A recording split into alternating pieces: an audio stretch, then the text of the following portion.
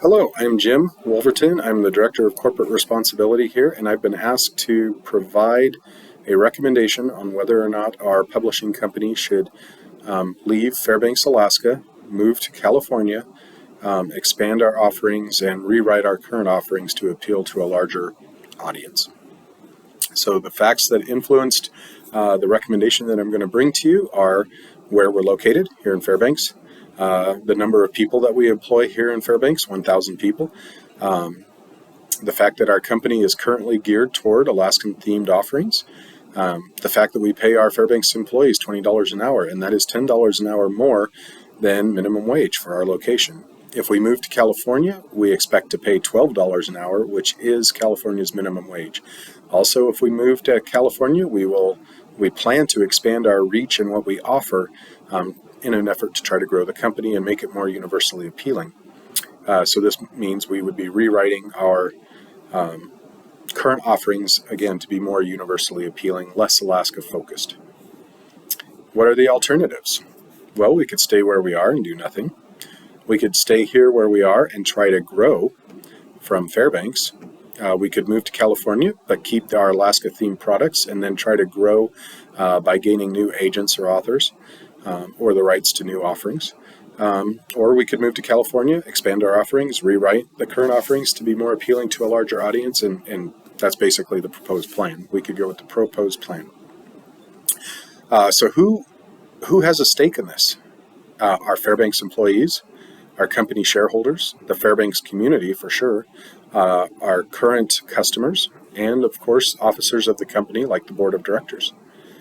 How do the alternatives impact society as a whole? Well, if we stay where we are, we're currently providing about $40 million in revenue to our employees and in turn the Fairbanks community in the form of wages before taxes. And so there is a benefit to our employees and to the Fairbanks community. We also get to keep providing the type of product that our loyal customers want. If we try to grow from here in Fairbanks, expand our offerings, then that benefit remains here in Fairbanks, the benefit of wages, labor costs, and we keep providing for our Alaskan audience, and then we can potentially grow to influence a larger audience nationwide, maybe worldwide. If we move to California but keep our current Alaska-themed offerings the way they are, and then try to slowly grow additional, more universally appealing offerings, that means that $40 million in annual wages leaves the Fairbanks community. It creates uncertainty for our current employees and their families. Maybe they'll follow us, maybe they won't, especially if it's at lower pay. But we may be able to keep our current customer base. If we move to California, if we go with the proposed plan, then this will create that same fiscal loss in Fairbanks. It will impact our employees and their families, and it also alters what we would be able to offer our current customer base. We may lose them, but we may grow as well, and we may be able to reach a wider audience, new markets, and provide some goodness there to them. How do these alternatives impact our business? Well, if we stay where we are, we do not grow. And this may be considered a lost opportunity by our shareholders and the board of directors. If we stay where we are and we attempt to grow without altering our current offerings, so continue to offer the current offerings and try to grow into new markets,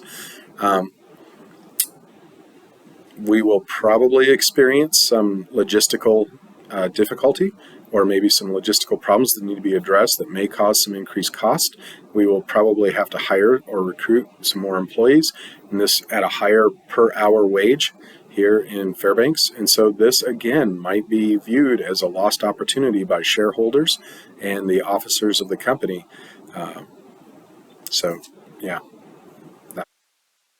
We move to California, but keep our Alaskan culture the way it is, or Alaska-themed products, Alaskan culture, I'm using that to say that, the way they are, and then try to grow our offerings once we're down there to be more universal, to reach more audiences and markets. Well, this may allow us to keep our current customer base, but and it may allow us to increase our profits, we should have some funds or capital available after we divest ourselves of what we have in Fairbanks. And especially if we're paying less in wages, if we're paying $12 an hour versus $20 an hour, that's probably close to $10 million in labor costs that we'll be able to recapitalize into this effort in California. Now, the shareholders and board of directors may need to be patient as we continue our current Alaskan themed products. We don't change those and we try to grow these new markets. We may be reaching out to new agents and authors or trying to acquire the rights to other products, and that may cost a bit more than just flipping what we have. If we go with the proposed plan, this does allow our company to grow and diversify its offerings probably as more cheaply than any of the others, because we still have that savings from divesting and moving to a lower labor costs. It would bring jobs to the community in California, but we may also have to think about facilities, energy costs, those kinds of things. But again, we'd be saving some money, so hopefully that would offset any of those differences in cost in California. How do the alternatives impact me? If we stay where we are, this is great for me and my family. We want to stay in Fairbanks. However, I might be seen as the reason that our company doesn't grow and increase profits. If we stay where we are, keep our Alaska-themed products, and attempt to grow from Fairbanks, this again seems great to me. However, I again may be blamed for restricted growth and profits. If we move to California and keep our Alaskan-themed products the way they are, and then try to slowly grow without altering what we already offer, I would be looking for a new job, and I might bear the blame if this turns out to cost the company profits in the long run. If we go with the proposed plan, again, I'll be looking for another job. But again, since it's the cheapest, I may be able to negotiate some sort of severance package as I transition out of the company. So what are the ethical considerations of each alternative? If we stay where we are, this protects our current employees. It continues to invest in the economy in the Fairbanks area, and our current customer base continues to get what they want. This seems phenomenal from an ethical standpoint. Especially when we're looking at workers, the current employees and what they're going to feel that they deserve. If we try to grow from where we are without losing our Alaska-themed products and then also expand with new products, this appears to provide a great benefit to all, aside from shareholders. So Fairbanks continues to benefit. Our current employees get to stay where they are, doing what they love, keeps wages here. We continue to provide a product that our current customer base enjoys and wants, and we get to grow new customers and new markets. If we move to California but keep our Alaskan culture or Alaskan-themed products the way they are and try to grow, then this does negatively affect our Fairbanks employees and the Fairbanks community. It would allow us to keep our customer base, and it would provide a benefit to our shareholders potentially in the long run once we're up and running down there and have those new markets, have inroads into those new markets. If we move to California and go with the proposed plan, this appears to be the most beneficial for the company, not for current employees and definitely not for our current customer base. So the company could grow in size and offerings while increasing profits and bringing revenue to a new community in California. At the same time, though, again, significant loss of revenue in Fairbanks and 1,000 people and their families negatively impacted. So what are the practical constraints of each alternative? If we stay where we are, this has the least effect on us.